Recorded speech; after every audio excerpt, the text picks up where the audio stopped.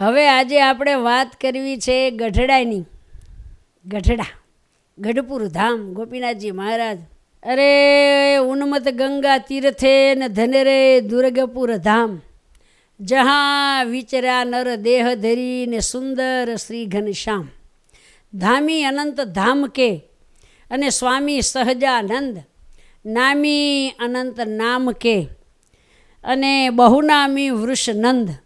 સ્વામીના ગઢડા સદા ને ગઢડા સ્વામી વાસ, ગઢડું ગોકુળ સે સરસ અક્ષર તુલ્ય અવિનાશ. આવી રીતે ગઢપુર ધામ અને ગઢડું, ગઢપુર, ગોપીનાથજી મહારાજ, આમ બોલીએ ત્યાં મોઢું ભરાઈ જાય. મહારાજનું ધામ જ્યાં કાયમને માટે વાસ કરીને રહ્યા એવા ગઢપુર ધામમાં કીધું. સાતપુરી 4 ધામથી અધિક મહારાજે ગઢડાને કીધું અધિક ગઢપુર સાતપુરી 4 ધામથી જો, પ્રેમાનંદ કે જમદૂત ભાગે ગોપીનાથ નામથી જો. એ ગઢડામાં મહારાજ મંદિર કરાવતા હતા અને મંદિર ચડાતું ત્યારે અત્યારે જે સાધનો છે, ક્રેનો છે, એવું તો કાંઈ હતું નહીં. મંદિર ઉપર શિખર ઉપર મોટા મોટા વજનદાર ઘડીને તૈયાર કરેલા પથ્થર ચડાવવાના હોય ને, તે આવી રીતે બધાય સંતો ને હરિભક્તો મોટા મોટા પથ્થર હોય ને રાંઢવે કરીને બાંધે, આમ આટીએ કરી.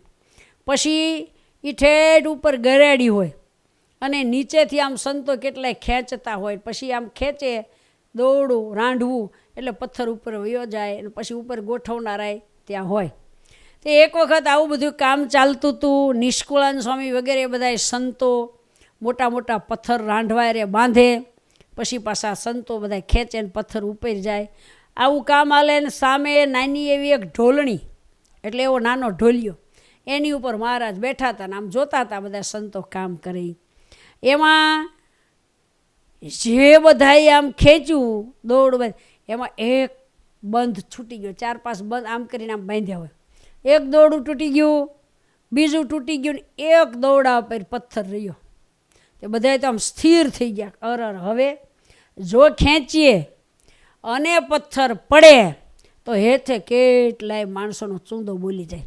અને આમથી આમ કે આઘું પાછું જવાય એવું નહીં કે દોડીને આગા ભાગી જાય એવો કાંઈ રસ્તો ને, બધું પથ્થર જ પડેલા. અને પછી બધા ઊભા રહી ગયા. હવે ખેંચવું એ કેમ? અને પથ્થર તો અડધો સુધી વયો ગયેલો. એટલે નિષ્કુળાન સ્વામી કીધું ખેંચો.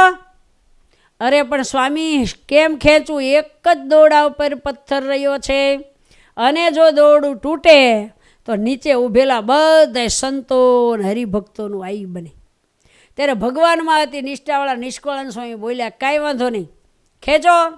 ભગવાનની ઈચ્છા હશે ને પથ્થર ઉપર વયો જશે, અને જો પથ્થર પડશે ને દોરડું તૂટશે તો ધામમાં લઈ જનાર જવાય સામે જ બેઠા. ખેંચો.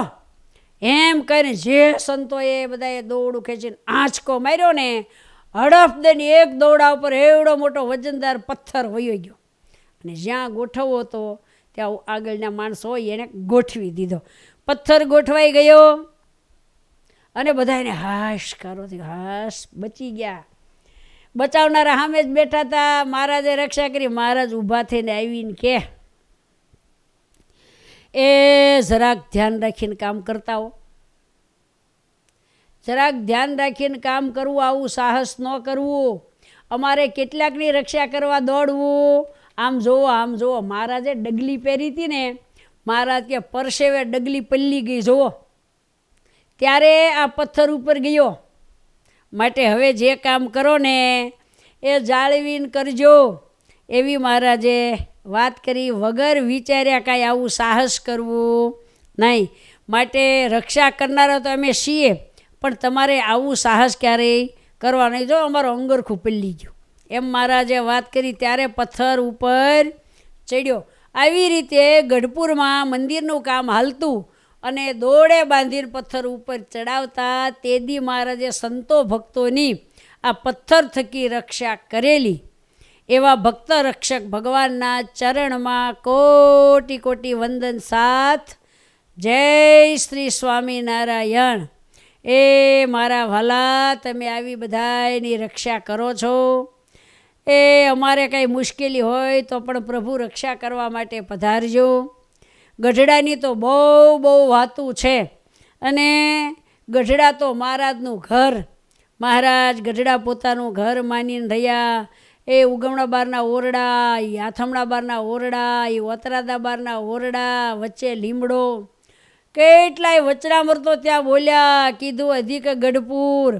અને એ ઓસર્યું ધન્ય ધન્ય હતી પાવન ઓસર્યું, નિત્ય રાગ રંગ કથા રસ ભર્યું, વાલે ગોલોક બ્રહ્મમૂલ્ય તુલ્ય કર્યું.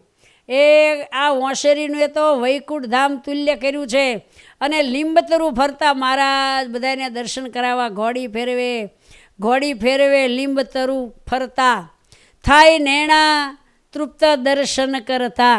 હે એવા પુરુષોત્તમ નારાયણે એ ગઢપુરમાં, એ લક્ષ્મીવાડીએ, ઘેલા નદીને કાંઠે, એ દરબારગઢમાં, અક્ષરવાડીએ ખૂબ ખૂબ ચરિત્રો કરી અને અક્ષરધામ તુલ્ય પાવન ગઢડું કર્યું છે. અને મહારાજે પોતે જ આ મંદિર બંધાવ્યું છે. અને જ્યાં જ્યાં મુશ્કેલી પડી ભક્તોને ત્યાં મહારાજે ખૂબ ખૂબ રક્ષા કરી છે. એવા ભક્ત રક્ષક ભગવાનના ચરણમાં કોટી કોટી વંદન સાથ. જય શ્રી સ્વામિનારાયણ.